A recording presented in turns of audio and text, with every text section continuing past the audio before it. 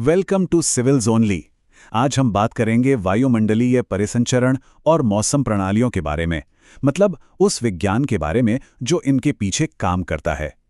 ये एक तरह से वो विशाल इंजन है जो हमारे प्लैनेट पर हर तरह के मौसम को चलाते हैं, चाहे वो एक हल्की सी हवा हो या फिर कोई विनाशकारी तूफान।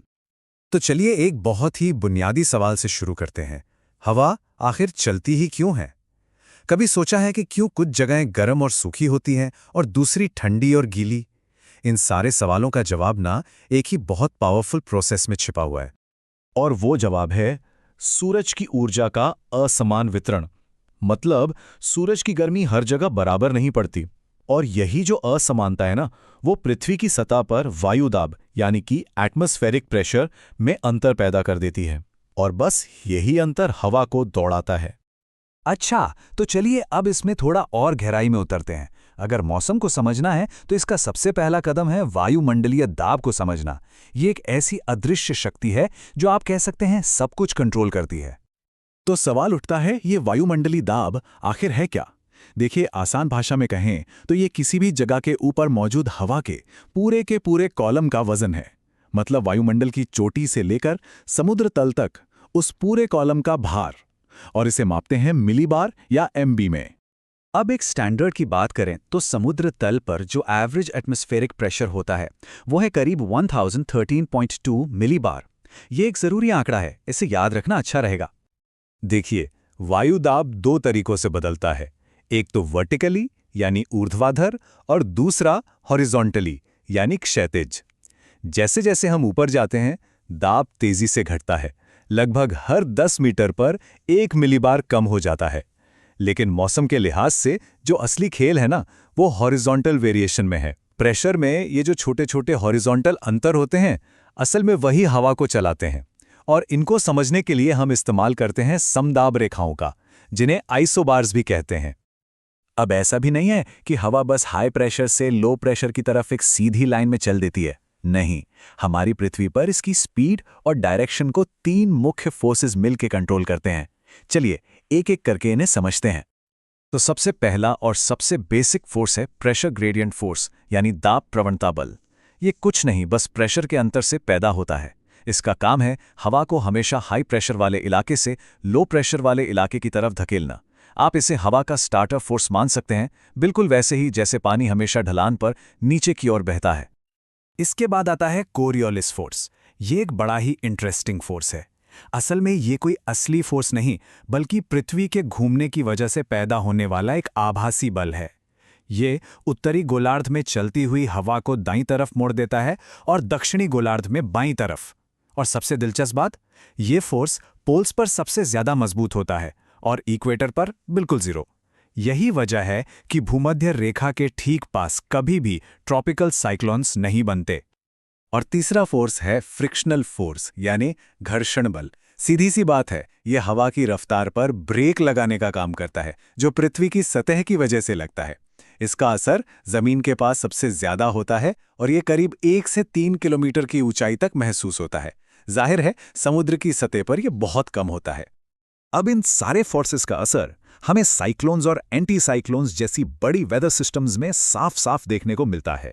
इसी कोरियोलिस फोर्स की वजह से नॉर्दर्न हेमिस्फीयर में लो प्रेशर के चारों तरफ यानी चक्रवात में हवा एंटी क्लॉकवाइज घूमती है, और सदर्न हेमिस्फीयर में ठीक उसका उल्टा, वहां हवा क्लॉकवाइज घूमती है।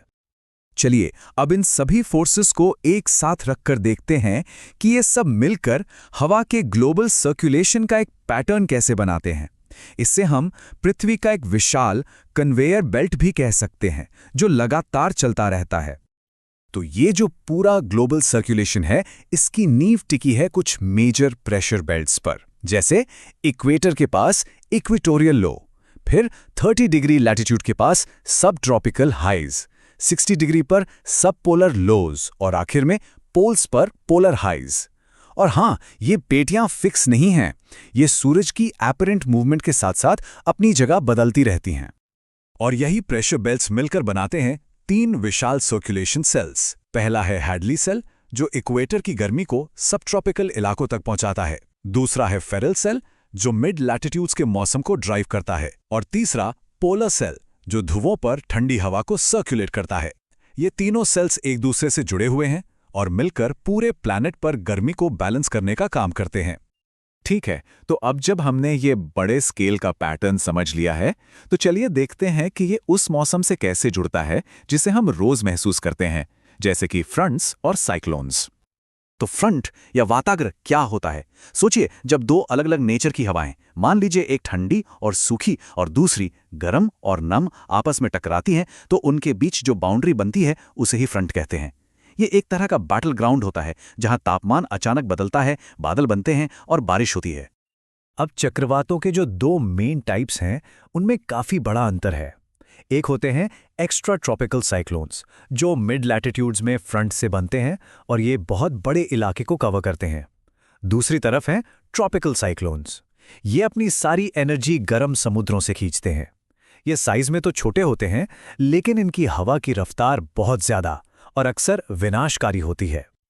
ये एक दिलचस्प बात है कि है तो ये एक ही पावरफुल वेदर सिस्टम, लेकिन दुनिया के अलग अलग हिस्सों में इसे अलग अलग नामों से जानते हैं।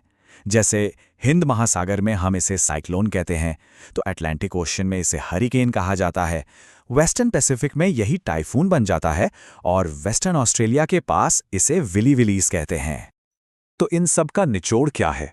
सबसे जरूरी बात यह है कि एक हल्की सी हवा से लेके एक भयानक हरिकेन तक ये पूरा का पूरा सिस्टम असल में हमारी पृथ्वी का अपने एनर्जी बजट को बैलेंस करने का एक तरीका है। ये सिस्टम इक्वेटर से एक्स्ट्रा गर्मी को उठाकर ध्रुवों की तरफ ले जाता है और इसी कमाल की प्रक्रिया की वजह से हमारा प्लैनेट रहने लायक बना हुआ है।